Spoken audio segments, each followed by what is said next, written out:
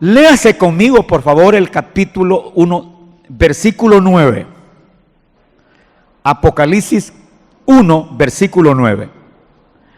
Dice el autor, escritor de este libro de Apocalipsis, Juan, el apóstol Juan: yo, Juan, vuestro hermano y copartícipe vuestro en la tribulación, en el reino y en la paciencia de Jesucristo, estaba, ¿dónde estaba Juan? Estaba en la isla llamada Patmos, por causa de la palabra de Dios y el testimonio de Jesucristo. Voy a repetir, ¿dónde estaba Juan? En la isla de Patmos. Ajá.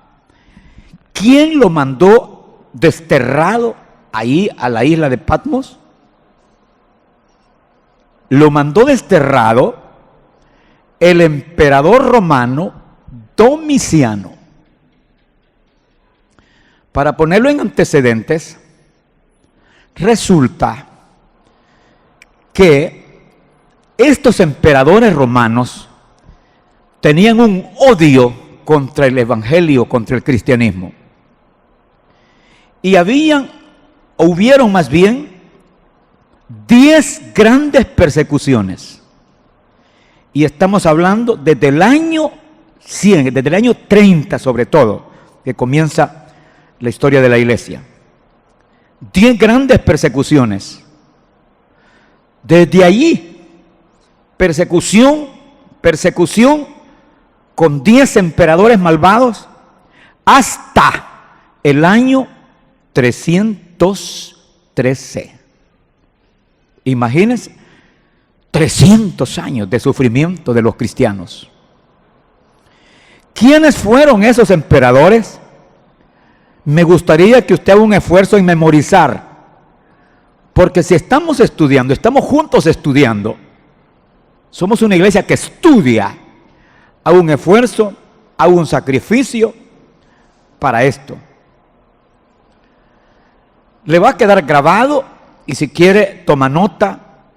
Los 10 emperadores malvados son los siguientes: 1, Nerón; 2, Domiciano; 3, Trajano.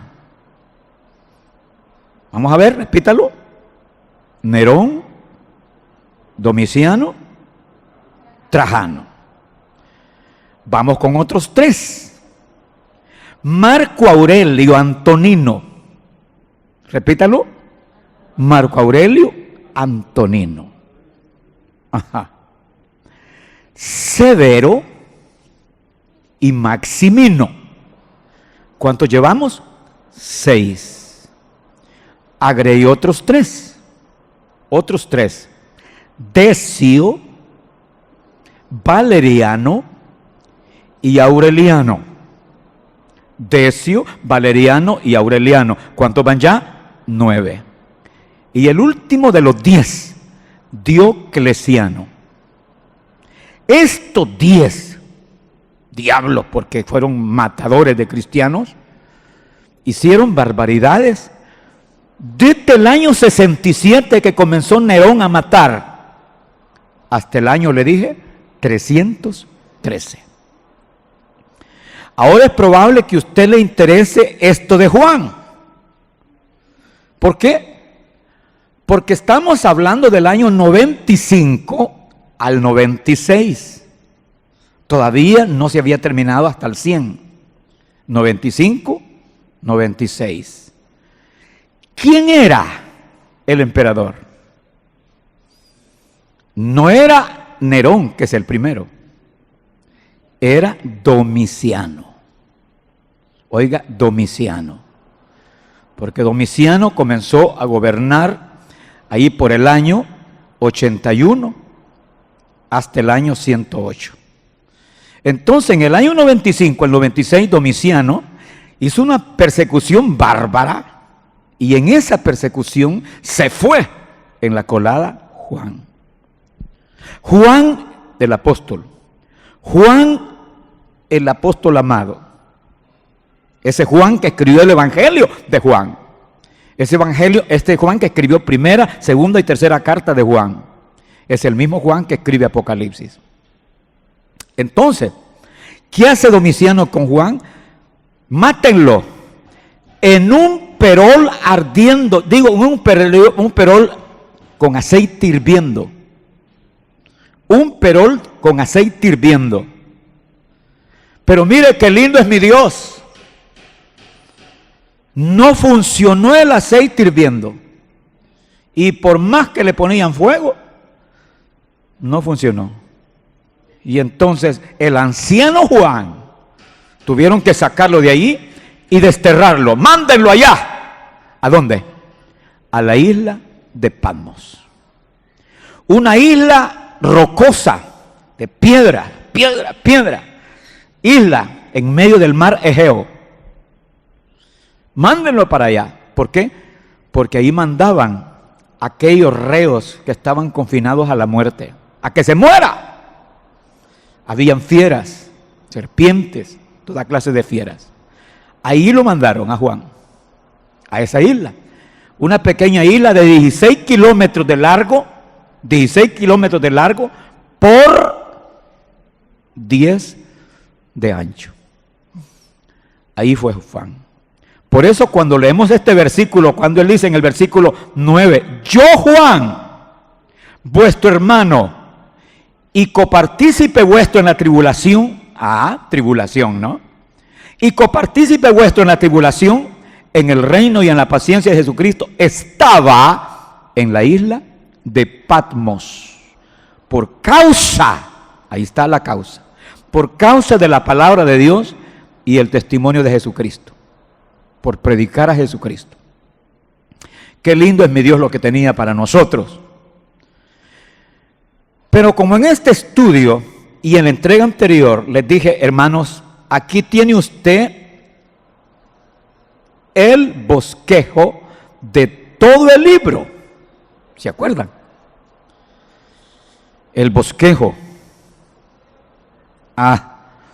Y les hablé del bosquejo así rapidito, les dije que el bosquejo tenía que ver con grandes temas, que el primer gran tema es el que estamos tocando ya, que el primer gran tema es precisamente este del capítulo 1, que se le llama la revelación de Jesucristo. Y que hoy vamos comenzando ya este primer gran tema con el subtema que se llama el contexto histórico. Estoy hablando de historia. Pero luego, en los temas subsiguientes, viene un tema importantísimo, las 7 iglesias. Cuando estudiemos los capítulos 2 y 3. Y después vendrá el gran tema que se llama el trono de Dios en el cielo, cuando estudiemos el capítulo 4 y el capítulo 5. El trono de Dios en el cielo. Y luego viene el gran tema, la gran tribulación, cuando estudiemos los capítulos 6 al 19 de Apocalipsis. Luego vendrá un tema fuertísimo y rico, el reino milenial de Cristo aquí en la tierra, cuando estudiemos el capítulo 20. Y finalmente nos vamos a despedir cuando estudiemos el capítulo 21 y 22 con el tema los nuevos cielos y la nueva tierra, un nuevo mundo. Este es el bosquejo así, en resumen, de todo el libro del Apocalipsis. Pero ahora entramos a esto que le llamamos el contexto histórico. Les hablé ya de ¿cuántos emperadores? 10. No se les olvide. Pero ahora quiero que vea la historia. Y aquí sí voy a necesitar que los hermanos interesados, que les guste el estudio, escudriñemos, hermano, investiguemos. Para ello es necesario hacer un poquitín de sacrificio. Yo tengo en mi oficina lo que le llamo la sustancia, la esencia, el resumen. Esto se llama resumen de la historia universal. Claro, si vamos a escribir toda la historia universal, tendría que traer un pick-up de papeles, ¿no? Pero aquí está resumido, resumido. Sencillo. ¿Y qué es lo que voy a encontrar, pastor, ahí? Sencillo. Usted va a encontrar la historia universal en las siguientes edades. Edades. Una, la edad antigua. Dos, la edad media. Tres, la edad moderna. Cuatro, la edad contemporánea. Vamos a repetirlo. Aquí está, ¿no? ¿Cuántas edades le dije? 4. Ajá. La edad antigua, la edad media, la edad moderna y la edad contemporánea. Y si usted pide este material, este folleto, ahí se va a entender ahí con el pastor Francisco España. Es delgado, ¿no? No crea usted que va a ser un montón de fotocopias, ¿no? Pero es necesario que usted vea así, mentalmente. Edad antigua, ¿cuándo comienza? Unos 3000 años antes de Cristo. Algunos dicen 2500, nadie tiene la fecha exacta. Usted puede decir, ¿y cuándo comienza la edad antigua? Año 3000 antes de Cristo, más o menos. ¿Y cuándo termina la edad antigua? Año 476, que cayó el Imperio Romano Occidental. Ese lapso se llama Edad Antigua. Y le va a sentir tanto gusto, porque allí usted va a conocer de los imperios. Del imperio, el más viejito, egipcio, el asirio, los babilonios, los medopersas, los griegos y el Imperio Romano. Entonces, la Edad Antigua termina con la caída del Imperio Romano Occidental, el año 476. Ahí donde termina, oiga, ahí donde termina el periodo de la Edad Antigua, comienza el periodo de la Edad Media. Si le preguntan, ¿y dónde comienza la Edad Media? Año 476. ¿Y dónde termina la Edad Media? Año 1453, con la caída del Imperio Romano Oriental. Esa es otra cosa. Porque el occidental, la cabecera estaba en Roma, y el oriental estaba allá en Constantinopla, que ahora es Turquía. Entonces, repito, la Edad Media comienza en el año 476 y termina en el año 1453. Ajá. ¿Cuántas edades llevamos? 2. ¿Y cuál es la que sigue? La edad moderna. ¿Y dónde comienza? Ahí donde terminó la otra. En el 1453 y termina en el 1789. ¿Y qué fue lo que pasó en el año 1789? Fue la Revolución Francesa. Desde allá de la caída del Imperio Romano Oriental hasta 1789, Revolución Francesa.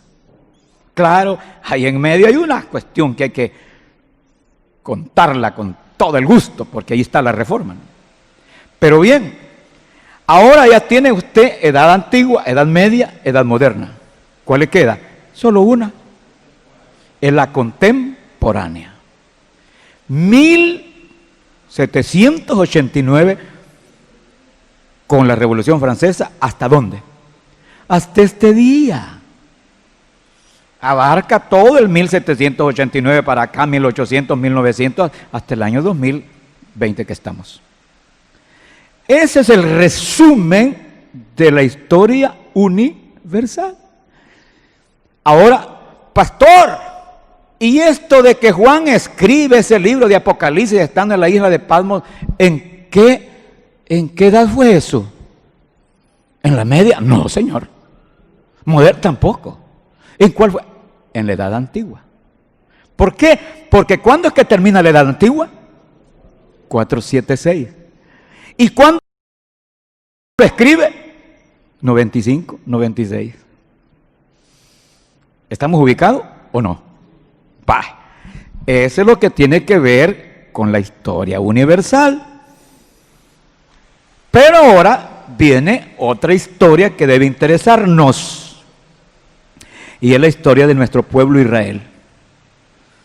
Para entender esto es más sencillo. Usted va a hablar de períodos, lapsos. Cuando estudiamos a Israel lo vemos en 14 periodos. El primer periodo se le llama el periodo primitivo, cuando todavía no está Abraham, pero están los antecesores, porque después de Adán, Set, y después de Set, Noé, y después de Noé está su hijo Sem. Por eso le dicen a Israel los semitas. Y después de Sem llegamos a Abraham. Ya con Abraham comienza el primer periodo formal, que se le llama el periodo patriarcal. ¿Hasta dónde? Hasta cuando Israel esté en Egipto. Segundo periodo, Israel en Egipto, 430 años. Tercer periodo, Israel en el desierto. Cuarto periodo, Israel en la conquista de Canaán. Quinto periodo, los jueces. Sexto periodo, oiga, el Reino Unido. Saúl, David, Salomón. ¿Qué periodo sigue? Séptimo, el reino dividido. Con el pecado de Salomón se divide y ahora tenemos los reyes del norte en Samaria y los reyes del sur en Jerusalén. El siguiente periodo, después del reino dividido, oiga, ¿qué sucede después?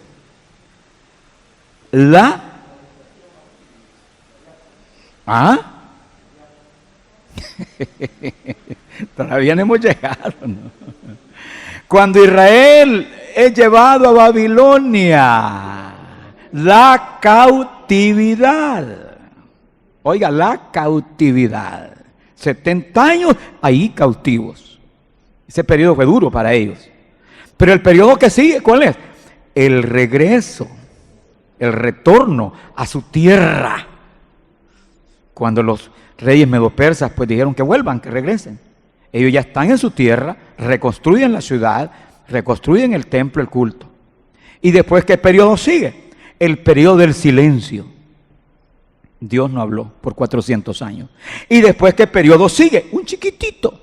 El ministerio de Cristo con la iglesia. Y después, ¿qué periodo sigue? El periodo de la diáspora. Estamos hablando de Israel. La diáspora, sí. La dispersión. ¿Y cuándo comenzó eso, pastor? En el año 70. De la primera centuria, año 70. Cuando las tropas romanas, bajo el mando de Tito, invadieron Israel. Y todo Israel dejó su tierra. Ay, hombre, esa historia es dulce, es triste, ¿no? Es cruel. Porque anduvieron ellos errantes por toda Europa y fueron a parar a los Estados Unidos, donde Dios los ha bendecido mucho. ¿Cómo se llama ese periodo? La diáspora. Luego el último periodo, el Israel moderno, cuando en 1948 la ONU les dio su pedazo de tierra donde están. Ahora le pregunto, cuando Juan escribe Apocalipsis, dígame por favor en qué periodo de Israel. Los agarré en curva, ¿verdad? Eso, hombre, estamos perfectos en la diáspora. ¿Por qué? Porque la diáspora comienza en el año 70. Y la persecución de Domiciano contra Juan fue en el 95, 96. Entonces quiere decir que fue en el periodo de la diáspora. ¿Estamos? Muy bien. Pero ahora viene la última historia. Y es la historia de la iglesia. Aquí la tiene. También está en sustancia, está en esencia. La historia de la iglesia, esto le puede ayudar mucho. Haciendo. Hay 7 periodos. Quiero que le ponga atención a estos 7 periodos, porque nos van a servir en el siguiente gran tema que se llama las 7 iglesias del Apocalipsis. Si nosotros conocemos los 7 periodos de la iglesia, ahí vamos como que es tobogán en las 7 iglesias del Apocalipsis. ¿Cuáles son esos 7 periodos de la iglesia? Tratemos de memorizar. Vamos a ver si no se me han olvidado. Y si se me ha olvidado, aquí tengo el apunte. Vamos. 1, el periodo apostólico. 2, el periodo de la iglesia perseguida. 3, el periodo de la iglesia medieval o papal. 4, el periodo de la iglesia reformada. 5, el periodo de la iglesia moderna. Vamos. 6, el periodo de la iglesia. ¿Se me quedó alguno? Vamos a repetirlo porque son 7, ¿no? El último es la iglesia contemporánea. Vamos. 1, apostólica. 2, es que la pentecostal está en la apostólica. 2, perseguida. 3, medieval o papal. 4, reformada. 5, voy a tener que auxiliarme. Reformada, sí. 6, moderna. Esa se me estaba quedando. La iglesia moderna. Y 7, la iglesia contemporánea.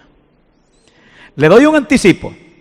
Cuando estudiemos la iglesia de Éfeso, ¿a quién se la vamos a aplicar? ¿A la iglesia apostólica? ¿Al periodo de la iglesia apostólica? Cuando estudiemos la siguiente iglesia después de Éfeso, ¿cuál sigue? Esmirna, la iglesia perseguida. Esmirna, la iglesia perseguida. Luego, ¿cuál es el tercer periodo de la iglesia? Medieval. Entonces se la vamos a aplicar. Óiganme, pero ahí, alto. Tenemos que ver que después de la perseguida está la iglesia imperial. Oiga, imperial. Y a esa se lo vamos a aplicar a la iglesia de Pérgamo.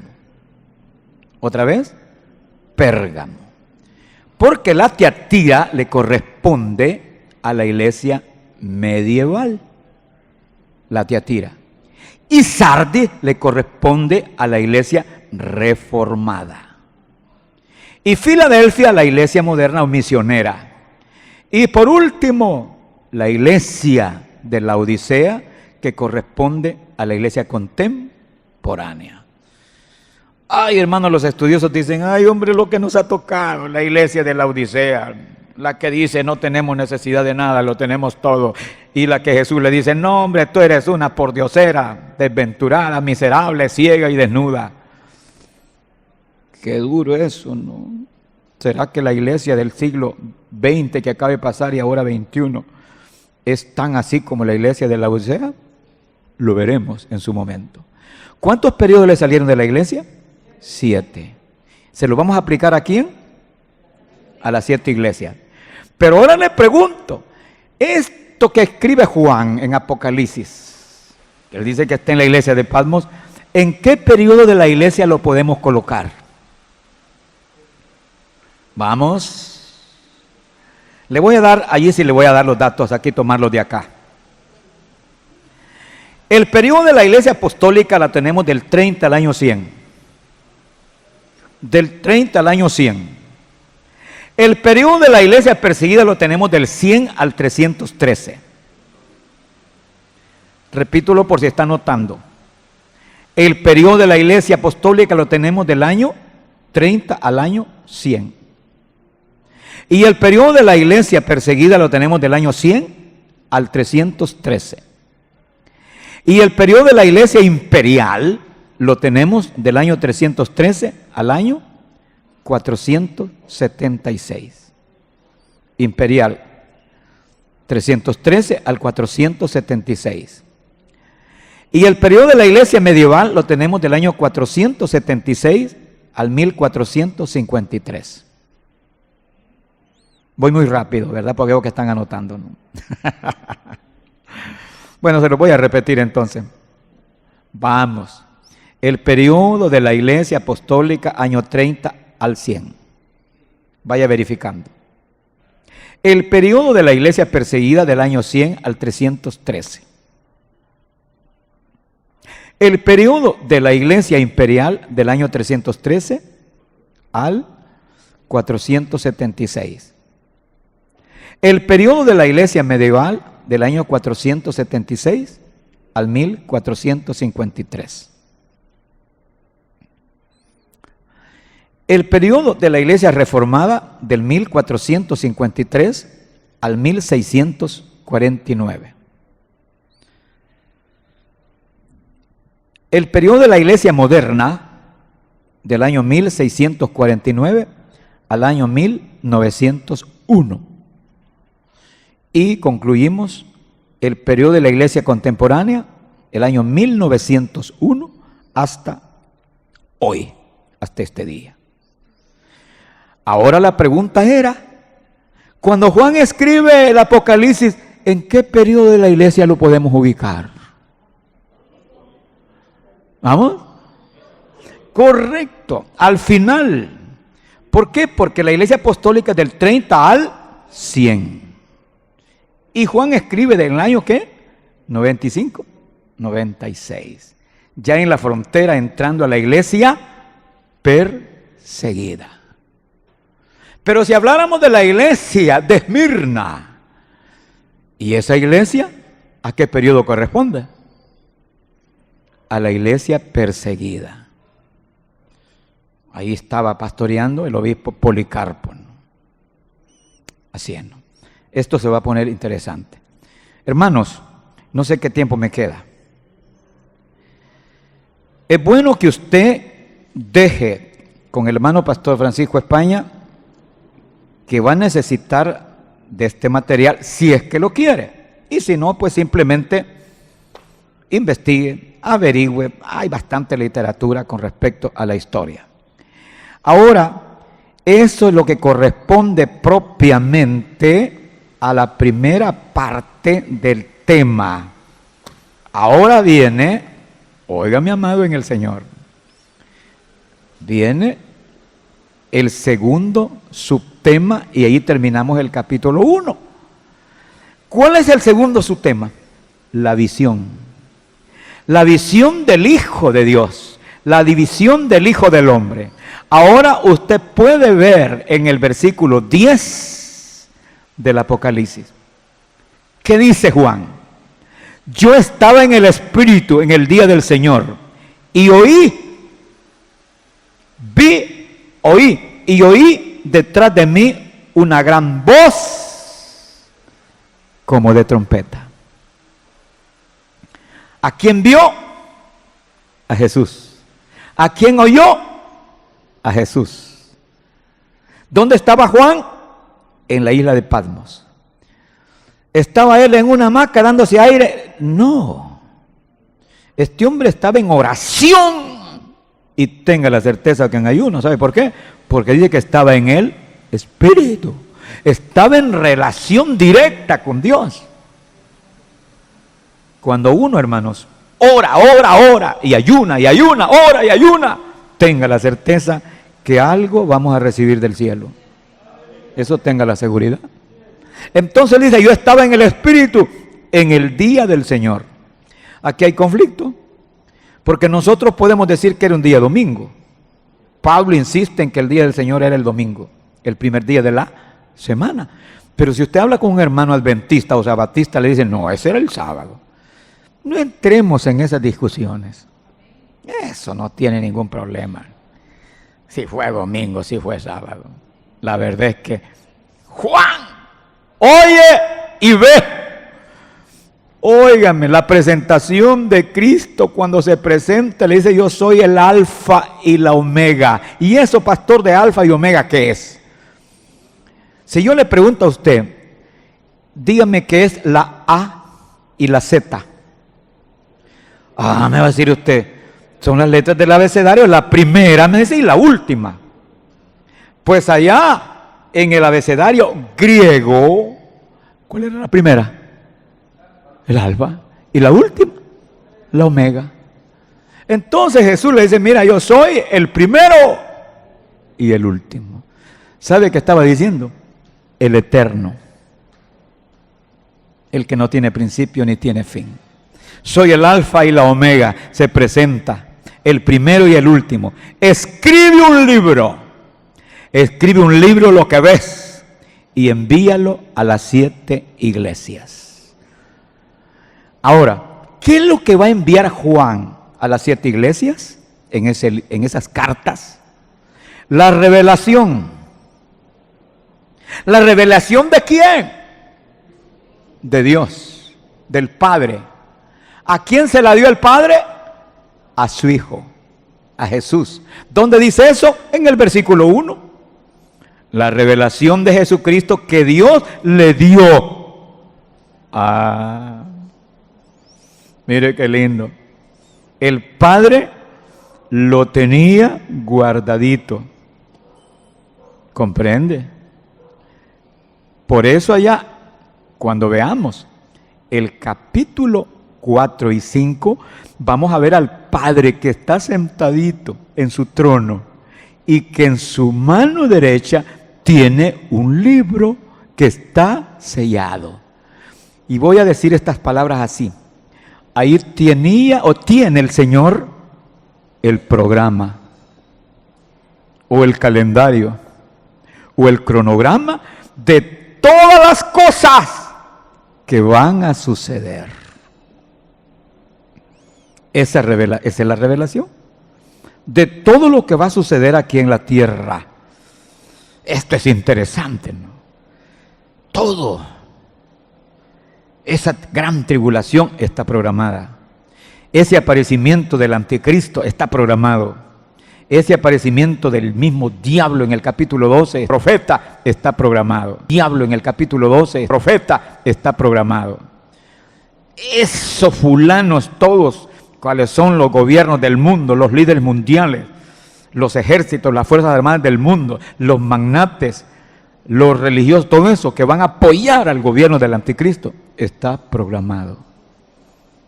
Toda esa revelación del Padre se la da a su Hijo. Vaya, hijo, aquí está. ¿Quién le dio el libro? El Padre. ¿A quién se lo dio? A su Hijo. Y yo, dice Juan en el capítulo 4 y 5, y yo lloraba porque no había uno digno de tomar y de abrir el libro. Ahí estaba la revelación. ¿Comprenden? Mire qué lindo ese versículo 1. La revelación de Jesucristo que Dios le dio, que el Padre le dio, para manifestar a sus siervos las cosas que deben suceder pronto. Y la declaró enviándola por medio de su ángel a su siervo Juan. Juan es la pluma que se encarga, mire, ¿ve? De escribir. Ahora, cuando nosotros vemos esto de las 7 cartas que le envía a cada iglesia, le vamos a poner mucha atención, porque esas iglesias son históricas, pero en el concepto profético se aplica para hoy, para nosotros, ¿no?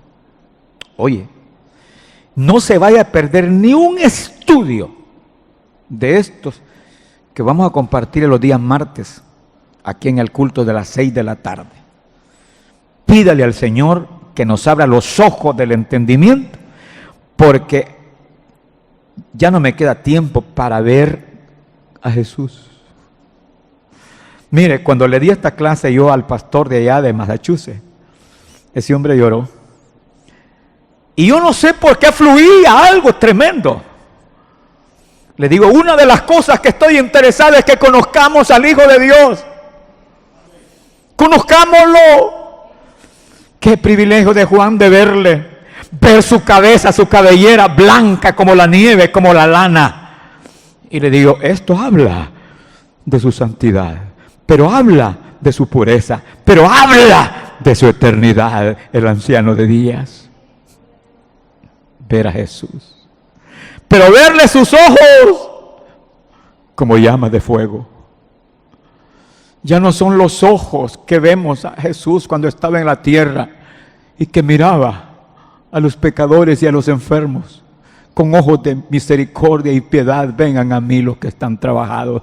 Ahora ahí Juan lo mira con ojos como llama de fuego, ojos de ira, de juicio. Oiga, mucha gente se pregunta por qué Dios está cruzado de brazos y no hace nada por tanta maldad e injusticia. Espérese. Se llega el momento en que la ira de Dios se desata. los ojos de Cristo como llamas de fuego, pero los pies, como bronce resplandeciente, bronce bruñido. ¿Y de qué habla el bronce? De juicio, juicio. Así es, ya no es el manso cordero, es el juez, es el juez. Pero además, ¿qué tiene en la boca? Mire qué simbolismo más lindo. Una espada. Y Juan dice, le vi en su boca como una espada de doble filo. ¿Y de qué habla? De la palabra. La palabra. Por eso dice allá en Hebreos 4:12 que la palabra de Dios es como espada de dos filos. Cuando Cristo usted lo ve en el Apocalipsis capítulo 19, que viene en su gloria con los ángeles y con la iglesia, ¿a qué viene? Viene a poner en su lugar al anticristo y al falso profeta y a todos sus seguidores. Pero Cristo no necesita ningún arma, porque todos los que están reunidos ahí en Armagedón es para hacerle la guerra, no solo al Mesías, sino a Israel. Y se han concentrado, según Apocalipsis capítulo 16, todos los líderes mundiales, llámense primeros ministros o presidentes, con sus propios ejércitos, según ellos, para hacer polvo al pueblo de Dios, para terminar al Mesías. Pero cuando aparece el Hijo de Dios, el Rey de Reyes y el Señor de Señores, ahí mira la espada de dos filos en su boca. ¿Sabe qué significa? Que solamente abrió su boca y habló, y todos fueron eliminados y muertos. Y vengan las aves, vengan todas las aves que comen carroña. Hagan su gran cena. Y comieron, y comer futuro, y comerán carne de muertos, de todas las tropas que se den cita a esa guerra, y de toda la gente que esté ahí. Óiganme, pero ¿cómo ejecutó Cristo? ¿Con algún arma? No, utilizó su palabra, la misma palabra poderosa cuando dijo, hágase la luz. Esa misma palabra, esa palabra poderosa de su boca cuando dijo, Lázaro, ven fuera. Y Lázaro, cuando le dijo a la tormenta, calla, enmudece. Esa es la palabra de mi amado. ¿Se regocija? Es lo que Juan ve acá en esta visión. Vio sus ojos, vio sus pies, vio su boca. Pero una cosa me impacta y quisiera llorar y saltar. En sus manos tenía 7 estrellas y se movía en medio de 7 candeleros. Se le dice, mira Juan, los 7 candeleros son la iglesia, son las 7 iglesias. ¿Sabía usted que Él está en la iglesia? ¿Sabía que Cristo está con nosotros? Él está con nosotros. Y Él lo dijo, estaré con ustedes todos los días hasta el fin del mundo. Pero me gusta, y en mis manos, dice Él, tengo a las 7 estrellas. ¿Y quiénes son? Los pastores. Pastor Joel, Pastor Tomasito, pastores todos. Tranquilo, Damiancito. Porque Él dice, el que está en mi mano, nadie me lo arrebatará. Dígale gracias, yo estoy en tu mano, dígale. Todos en la mano de Cristo. Dígale gracias, gracias, gracias, gracias, mi amado. Oh santo, aleluya. Gracias, mi Señor Jesús. Maravilloso, maravilloso Hijo de Dios. Tuya la honra y la gloria te pertenecen. Gracias, mi Señor amado. Gracias, mi Cristo, porque estaremos contigo. Te adoraremos como quisiera estar a tus pies. Te adoramos, te adoramos, te adoramos, te adoramos. Regocíjate porque mi amado no solo tiene a los pastores en su mano derecha, sino también dijo otra cosa linda: tengo en mis manos las llaves de la muerte y las llaves del infierno. Puedes estar tranquilo y tranquila que para ti, para nosotros, ya no tiene nada que ver el infierno ni la muerte segunda. Estamos en las manos de Dios. ¡Adorémoslo! ¡Adorémoslo! ¡Adorémoslo! Quiero decirle a los amigos, a las personas que me oyen, que me ven, o a los que se alejaron: ¿qué esperas? ¿Qué esperas? Si mi amado vino a la tierra, mi amado vino a la tierra, Jesús vino para derramar su sangre, para lavar nuestros pecados.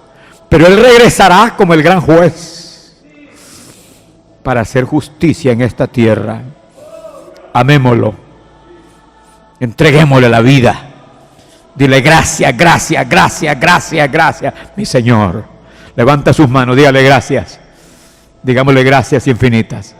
Gracias, mi Señor amado. En el nombre de Jesucristo, el Hijo de Dios. Gracias, mi Padre, te amo. Gracias. ¡Oh! Gracias. Amén. Y este pueblo dice: voy a seguir predicando hasta que Cristo venga. No hay nada en este mundo que valga la pena mirar.